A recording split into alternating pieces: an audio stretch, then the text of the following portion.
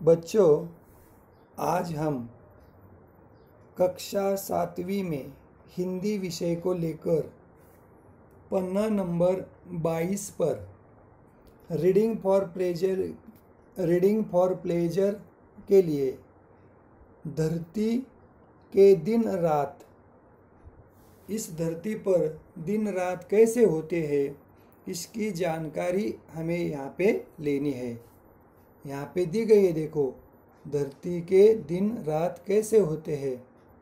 आगे देखो, हमारी खूबसूरत धरती का ये फोटो नासा के अंतरिक्ष यान से लिया गया है। नासा यानी एक बड़ा सा संगठन है विश्व स्तर पर, नेशनल एरोनॉटिक्स स्पेस ऑर्गेनाइजेशन या फिर एडमिनिस्ट्रेशन। हमारी खूबसूरत धरती का ये फोटो नासा के अंतरिक्ष यान से लिया गया है।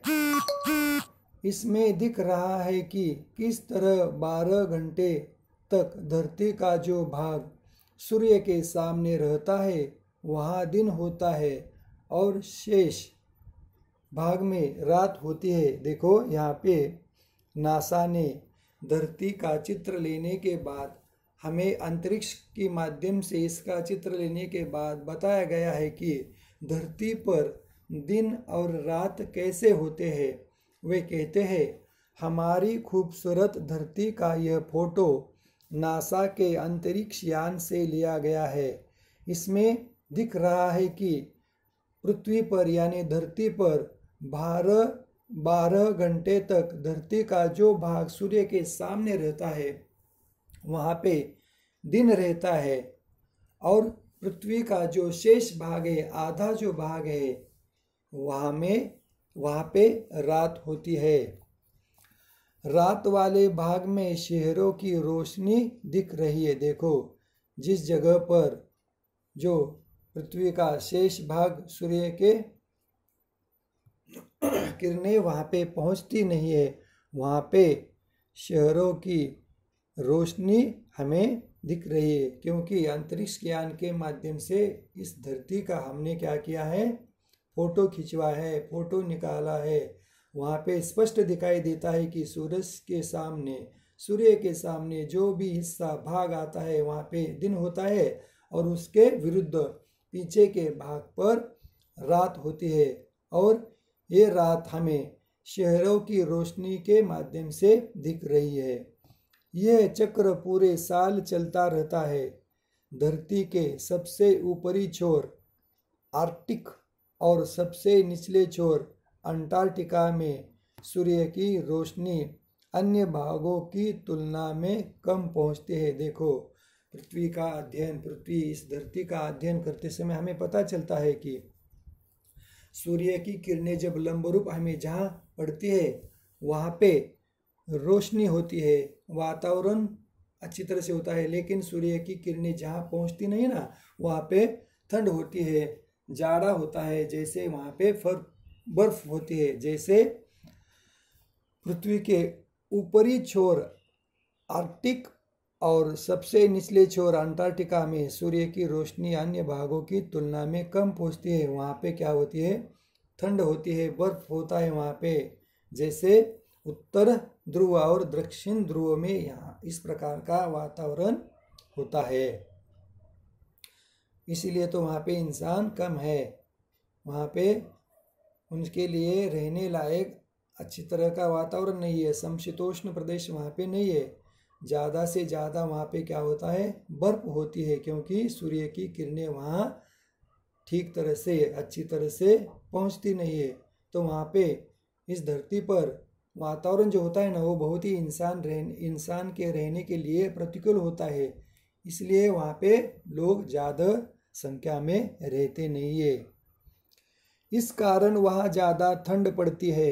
ऐसा धरती के उसकी दूरी पर घूमने और सूर्य के चक्कर लगाने के कारण होता है। देखो, धरती के सूरज के सामने चक्कर लगाने के कारण होता है, और जो भी हिस्सा सूरज के सामने आता है वहाँ पे दिन होता है, उसके पिछले हिस्से में रात होती है।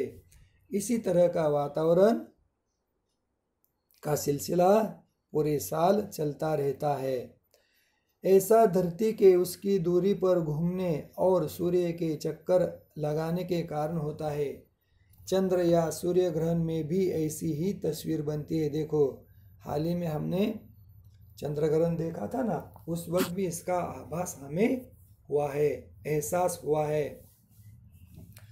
चंद्र या सूर्य ग्रहण में भी ऐसी ही तस्वीर बनती है। धरती पर अंटार्कटिका ही ऐसी जगह है जहाँ केवल 2 मौसम होते हैं। देखो, इस पृथ्वी पर, इस धरती पर अंटार्कटिका ही ऐसी जगह है जहाँ केवल 2 मौसम होते हैं। 2 मौसम यानी सिर्फ सर्दी और गर्मी ही वहाँ पे होती है, क्योंकि 6 महीने वहाँ पे बर्फ होती है और 6 महीने, जिस महीने में सूरज की किरणें वहाँ पे पहुँचती है ना, या फिर सूरज के सामने आती है, वहाँ पे गर्मी रहती है। धरती पर अंटार्कटिका ही ऐसी जगह है जहाँ केवल 2 मौसम होते हैं, सर्दी और गर्मी। सर्दी के दिनों में 6 महीने तक यहाँ अंधेरा रहता है और गर्मियों में 6 महीने तक उजाला। देखो, गर्मियों में उजाला रहता है और सर्दियों में यहाँ पे अंधेरा रहता है। आगे देखो, धरती के अलग अलग भागों में ऐसे होते हैं दिन रात। जो भी सूरज के सामने हिस्सा आता है धरती का, वहाँ पे दिन होता है, और जहाँ रात होती है वहाँ पे सूरज के सामने वो हिस्सा यहाँ पे नहीं आता है, वहाँ पे रात होती है। धरती के अलग अलग भागों में ऐसे होते हैं दिन रात। पूर्व में सूर्योदय होता है और पश्चिम में सूर्यास्त। देखो, पूर्व में क्या होता है? सूर्योदय, यानी जो भी सूरज के सामने पृथ्वी का हिस्सा आता है, पूर्व में सूर्योदय होता है और उसके पीछे पश्चिम में सूर्यास्त। जापान पूर्व में जब सूर्योदय होता है, तब अमेरिका पश्चिम में सूर्यास्त होने लगता है। देखो, जापान पूर्व में जब सूर्योदय होता है, तब अमेरिका पश्चिम में सूर्यास्त होने लगता है, क्योंकि सूरज के इर्द गिर्द पृथ्वी क्या होती है? चक्कर लगाती है, घूमती है। जब जापान का हिस्सा पूर्व में आता है, तब वहाँ पे क्या होता है? सूर्योदय होता है, सूरज के सामने आता है, और उसके विरुद्ध तब अमेरिका यानी पश्चिम में क्या होता है? सूर्यास्त होने लगता है। वहाँ पे रात होने की शुरुआत होती है। आगे देखो, न्यूजीलैंड के 5748 फीट ऊंचे माउंट हिकुरांगी पर हर दिन सबसे पहले सूर्य की रोशनी पड़ती है। देखो, पृथ्वी पर हमारा जो पूरे पृथ्वी का जो नक्शा है ना, वहाँ पे जहाँ न्यूजीलैंड है, न्यूजीलैंड का स्थान है, न्यूजीलैंड के 5748 फीट ऊंचे माउंट हिकुरांगी पर हर दिन सबसे पहले सूर्य की रोशनी पड़ती है। देखो, जैसे ही सूरज निकलता है ना, तो पहले जहाँ न्यूजीलैंड देश है, न्यूजीलैंड देश का स्थान है पृथ्वी पर, न्यूजीलैंड के 5748 फीट ऊंचे माउंट हिकुरांगी पर हर दिन सबसे पहले सूर्य की रोशनी पड़ती है, यानी सूरज की किरणें वहाँ पे पहले पड़ती है, और वहाँ नए दिन की शुरुआत सबसे पहले यहीं से होती है। देखो, न्यूजीलैंड पर ही नए दिन की शुरुआत होती है, क्योंकि सबसे पहले सूर्य की लंबी रूप किरणें वहाँ पे पड़ती है। क्योंकि माउंट हिकुरांगी ये प्रदेश, पृथ्वी जब चक्कर लगाती है ना सूर्य के पास, तब न्यूजीलैंड का ये हिस्सा उसके सामने आता है। इसीलिए ये जगह महत्वपूर्ण मानी गई है। इसलिए पृथ्वी पर न्यूजीलैंड का स्थान, न्यूजीलैंड की जगह जहाँ सूर्य की किरणें पहले पहुँचती है, ये जगह महत्वपूर्ण मानी गई है। आगे, सबसे अंत में सूर्यास्त 2 जगहों पर होता है। देखो, सबसे अंत में सूर्यास्त यानी आखिरी पश्चिम में सूर्यास्त 2 जगहों पर होता है। वो जगह देखे, सामोआ और हवाई द्वीप पर, जो प्रशांत महासागर में स्थित है, सामोआ कभी न्यूजीलैंड का हिस्सा था। देखो सूर्यास्त भी उसी जगह पर होता है जिसका स्थान यहाँ पे बताया गया है। प्रशांत महासागर में समोआ और हवाई द्वीप पर, जो प्रशांत महासागर में स्थित है, समोआ कभी न्यूजीलैंड का ही हिस्सा था। जहाँ सूर्यास्त होता है ना, वो जगह प्रशांत महासागर में समोआ और हवाई द्वीप पर है, जहाँ न्यूजीलैंड का ही वो हिस्सा था, जहाँ सूर्यास्त भी वहीं पर होता है, समोआ और न्यूजीलैंड। ये जगह दिखाने के लिए यहाँ पे बताया गया है। फिर से एक बार हम इसे पढ़ते हैं। सबसे अंत में सूर्यास्त दो जगहों पर होता है, समोआ और हवाई द्वीप पर, जो प्रशांत महासागर में स्थित है। और यह स्थान समोआ कभी न्यूजीलैंड का ही पहला हिस्सा था। जैसे हिकुरांगी हिस्सा था ना, उसी प्रकार समोआ भी उसका ही स्थान है। न्यूजीलैंड यानी विश्व जगत पर जब हम हर एक देश का स्थान देखते हैं ना, तो वहाँ न्यूजीलैंड का स्थान अहम है, क्योंकि वहाँ पे माउंट हिकुरांगी में सूर्य की किरणें पहले पहुँचती है, वहाँ रोशनी होती है। और समोआ इस जगह पर न्यूजीलैंड में ही सूर्यास्त होता है। और यह हिस्सा सूर्यास्त का न्यूजीलैंड का कभी कभार हिस्सा था। धरती के बारे में यह भी जाने, धरती के बारे में यह भी जाने।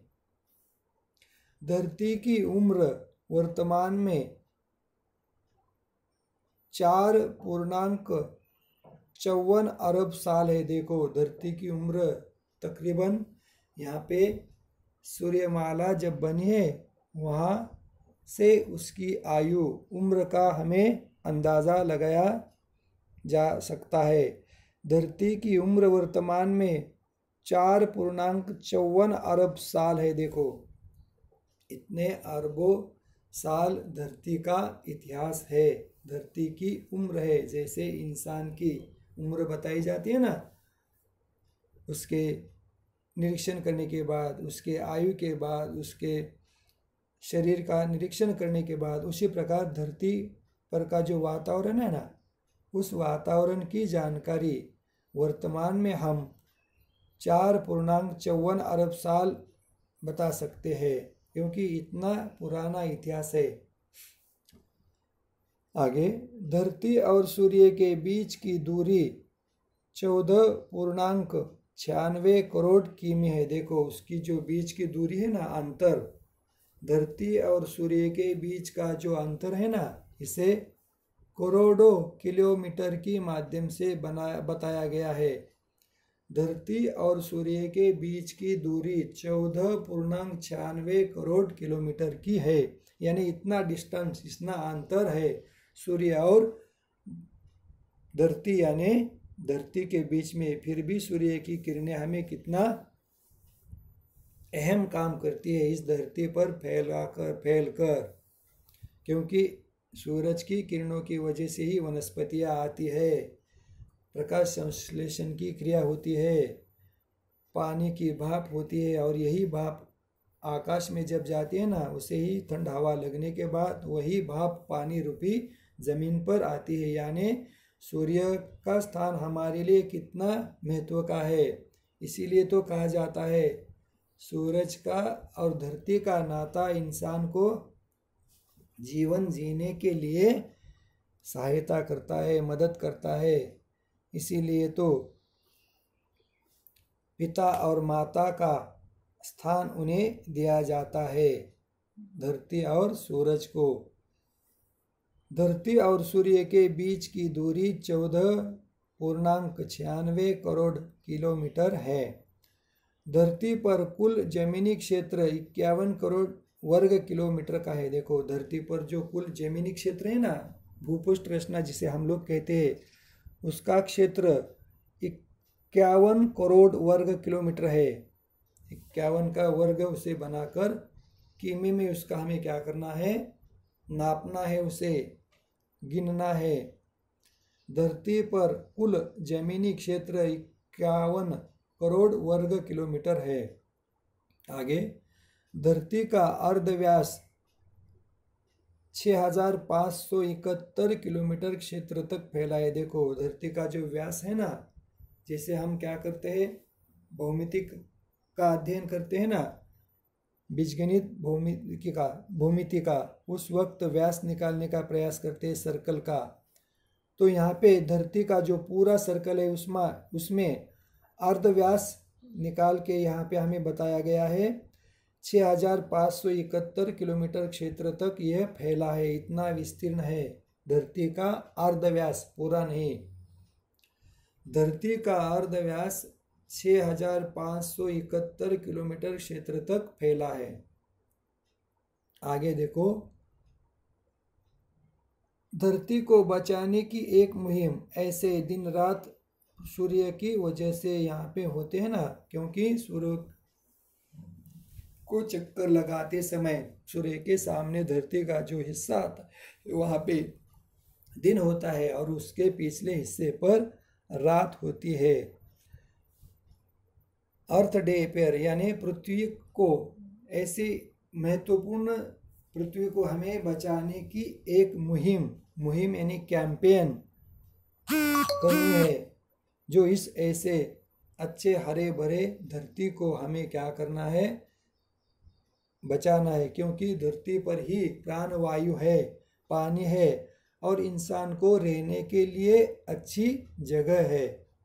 क्योंकि यहाँ का वातावरण जो है ना, इंसान के लिए, प्राणियों के लिए, पक्षियों के लिए आवश्यक है। इसीलिए तो धरती पर ही जीव सृष्टि मिलती है। बाकी के अन्य ग्रहों पर होगी या नहीं, इसका हमें अभी पता नहीं चला है। कहते हैं मंगल पर, ग्रह पर जीव सृष्टि है, लेकिन उसके निशान अभी हमारे को नहीं मिले हैं। हम उसकी खोज कर रहे हैं, उसकी पढ़ाई कर रहे हैं, उसका अध्ययन कर रहे हैं, वहाँ के वातावरण का, वहाँ की भूपृष्ठ रचना का। धरती को बचाने की एक मुहिम हमें तैयार करनी है, ऐसे सुंदर धरती को बचाने के लिए, ताकि अच्छी तरह से इंसान यहाँ पे रहे, गुजारा करे। अर्थ डे के दिन बनाई गई मुहिम देखिए यहाँ पे, 22 अप्रैल को पूरी दुनिया के लगभग 190 देशों में अर्थ डे के अवसर पर कार्यक्रम आयोजित किए जाते हैं। देखो 22 अप्रैल को पूरी दुनिया में लगभग इस पृथ्वी पर जितने भी देश हैं ना, लगभग 190 देशों में अर्थ डे के अवसर पर कार्यक्रम आयोजित किए जाते हैं। धरती के पर्यावरण को बचाने पर चर्चाएं की जाती है। देखो इस धरती का वातावरण अच्छी तरह से बनाए रखे, खुशहाल रहे। यहाँ पे पेड़ पौधे, वनस्पति, सूरज की किरणें, पानी, समुद्र, नदी अपना अपना स्थान अपनी जगह पर बनाए रखे। इसके लिए इस धरती के पर्यावरण को यानी वातावरण को बचाने के लिए चर्चाएं की जाती है। किस दिन? 22 अप्रैल को। और कहाँ? पूरे विश्व में जितने भी देश हैं, जैसे कि यहाँ पे बताया गया है 190 देशों में अर्थ डे के अवसर पर यानी मौके पर इस कैंपेन यानी कार्यक्रम के माध्यम से धरती को बचाने की मुहिम के ऊपर चर्चा की जाती है। वर्तमान में ज़्यादातर लोग शहरों की ओर अग्रसर हो रहे हैं। देखो वर्तमान में यानी हाल ही में जिस धरती पर अभी हम रह रहे हैं ना, बहुत सारे लोग शहरों की ओर भाग रहे हैं, जा रहे हैं, क्योंकि शहरों में उन्हें काम करने के लिए मिलता है, अच्छे रहने के लिए मिलता है, अच्छी सुविधाएं मिलती है, ऐसा उनका मानना है। इसलिए ज़्यादातर लोग वर्तमान में शहरों में रहना पसंद करते हैं। वर्तमान में ज़्यादातर लोग शहरों की ओर अग्रसर हो रहे हैं। स्वाभाविक है कि पर्यावरण से संबंधित चुनौतियां पहले के मुकाबले आज तेजी से बढ़ रही है। देखो लोगों के शहरों की ओर जाने की वजह से पर्यावरण इनबैलेंस हो गया है, क्योंकि इनबैलेंस होने के माध्यम से यहाँ पे जो वातावरण है वो वातावरण यहाँ शहरों के पर्यावरण की वजह से जो वातावरण है ये वातावरण बदल रहा है।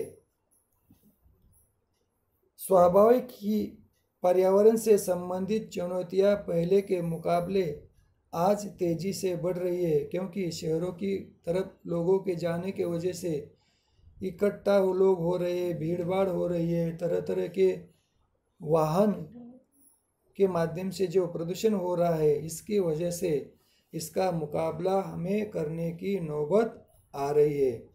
इसके लिए ज़रूरत है कि वैश्विक स्तर पर शहरों के विकास में ग्रीन सिटीज को थीम बनाए जाए और टिकाऊ औद्योगिकरण पर जोर दिया जाए। देखो, इन चुनौतियों का मुकाबला करने के लिए विश्व स्तर पर यानी विश्व जगत में सभी को हमें इस शहरों के विकास में ग्रीन सिटीज बनानी है। ग्रीन सिटीज बनाने की थीम बनानी है। जैसे शहरों में रहने से जो प्रदूषण होता है ना, इस प्रदूषण से धरती को बचाने के लिए हमें क्या करना है, ज़्यादा से ज़्यादा पेड़ पौधे लगाने हैं, साफ सुथरा रखना है, अच्छे ऑक्सीजन देने वाले पेड़ पौधों को लगाना है, पेड़ों को लगाना है, उसका लालन पालन करना है, ताकि सब तरफ शहरों में रहने के बाद भी वहाँ का वातावरण हरा भरा रह जाए। इसीलिए ग्रीन सिटीज की थीम हमें बनाए रखनी है और टिकाऊ औद्योगिकीकरण पर जोर देना चाहिए। जैसे ही शहरों के माध्यम से जो औद्योगिकरण होता है, औद्योगिकरण के माध्यम से विकास का नया रूप धारण करते समय हमें पेड़ों को बढ़ाना है, न कि उन्हें काटना है। और कारखानों से निकलने वाला जो धुआं है ना, उस धुओं की व्यवस्था करनी है। कारखानों से निकलने वाला जो गंदा पानी है, उसकी व्यवस्था करनी है, ताकि शहरों के विकास में भी हमें ग्रीन सिटीज की थीम बनाकर इसे हम क्या कर सकते हैं, वातावरण प्रफुल्लित रख सकते हैं, अच्छी तरह से रख सकते हैं। और इसके लिए हमें सौर ऊर्जा का उपयोग करना है। सौर ऊर्जा यानी सूरज के माध्यम से निकलने वाली जो ऊर्जा है, उसका उपयोग हमें ज़्यादा से ज़्यादा करना है। और कारखानों को चलाने के लिए जो धुआं निकलता है, उसका हमें उस प्रदूषण को रोकना है। इसलिए टिकाऊ और औद्योगिकरण पर जोर देते समय हमें ज़्यादा से ज़्यादा सौर उपकरणों का इस्तेमाल करना चाहिए, सौर ऊर्जा का निर्माण करना चाहिए, ताकि प्रदूषण गंदगी कम हो जाएगी। इसके लिए ज़रूरत है कि वैश्विक स्तर पर शहरों के विकास में ग्रीन सिटीज को थीम बनाए जाए और टिकाऊ औद्योगिकीकरण पर जोर दिया जाए। साथ ही सभी देशों को सौर ऊर्जा का उपयोग तो बढ़ाना ही होगा और इसके लिए लोगों को भी जागरूक करना होगा। देखो,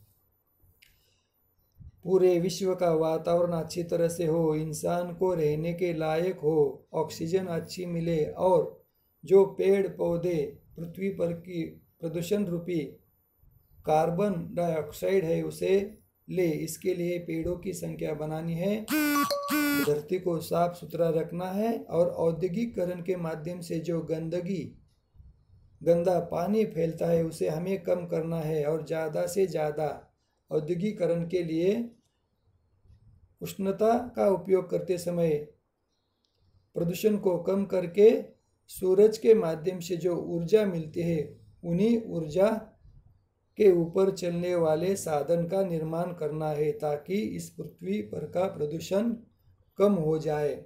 इस तरह से रीडिंग फॉर प्लेजर के माध्यम से हमने धरती के दिन रात इस पर आधारित कक्षा 7वीं में पन्ना नंबर 22 पर जो जानकारी दी है, इसका अध्ययन हमने किया है। अब आपको इसके ऊपर एक होमवर्क रूपी कहानी लिखनी है। जैसे इस कहानी के माध्यम से धरती की जो निर्मित है वो कब हुई है और धरती पर का जो वातावरण है इसकी जानकारी आपको कम से कम 20 पंक्तियों में लिखनी है। जैसे आपके लिए प्रश्न है होमवर्क के लिए, धरती के ऊपर का वातावरण कैसा है, 20 पंक्तियों में लिखिए। यहाँ पर हम रुकते हैं, धन्यवाद। और ये धरती के बारे में लिखी हुई 20 पंक्तियाँ आपको मुझे व्हाट्सएप के माध्यम से सुंदर हस्ताक्षर में लिखकर व्हाट्सएप के माध्यम से मुझे सेंड करनी है, भेजनी है। यही होमवर्क आपके लिए धरती के दिन रात के माध्यम से है, जिसका अध्ययन हमने रीडिंग फॉर प्लेजर के माध्यम से किया है। धन्यवाद।